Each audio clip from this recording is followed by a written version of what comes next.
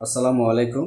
প্রিয় দর্শকবৃন্দ, আপনারা অবগত আছেন আমাদের এশিয়ায় দুটি বৃহত্তম দেশ ভারত এবং পাকিস্তানের মধ্যে যে যুদ্ধ উত্তেজনার ছড়িয়ে পড়ছেন, সে প্রেক্ষাপটে আমাদের বাংলাদেশের সাধারণ জনগণের মাঝে কৌতূহলের শেষ নেই।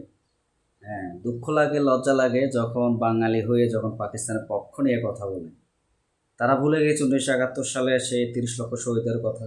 তারা ভুলে গেছে সেই 1971 সালে 2 লক্ষ মা বোন ইজ্জতের কথা।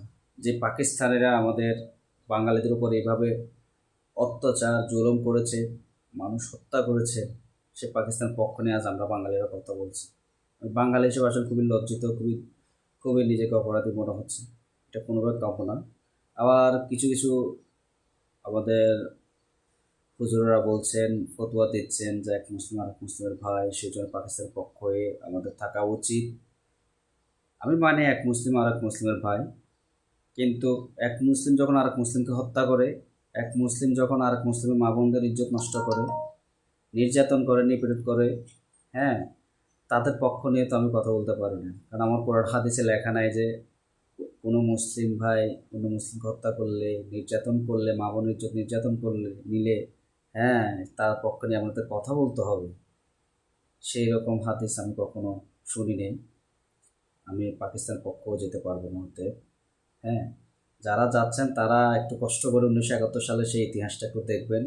আর বিশেষ করে গুগলে গিয়ে 1971 সালের ছবিগুলো আপনারা দেখবেন। হ্যাঁ, কীভাবে ছড়িয়ে ছিটিয়ে ছিল আমাদের সে বাঙালির মরদেহগুলো। তাদের সেই মরদেহগুলো বিভিন্ন শকুন, কুকুর, শিয়াল এরা খাচ্ছিল। সেগুলো দেখেও যদি আপনাদের এই হৃদয়টা যদি না কাঁপে, আসলে তাহলে আপনারা মানুষ না। হ্যাঁ, আপনাদের অন্তর বলতে কিছু নেই, মনুষ্যত্ব বলতে কিছু নেই। অতএব আমি আপনাদেরকে বলতে চাই, দয়া করে পাকিস্তান এড়িয়ে চলুন। পাকিস্তান আমাদের কখনো মঙ্গল দেখেনি, আমাদের ভালো কখনো দেখেনি।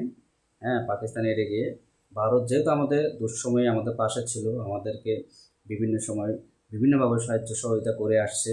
অতএব আমরা সবাই ভারতের পক্ষে থাকা উচিত, এটা আমার মতে। আমি সেটা মনে করি।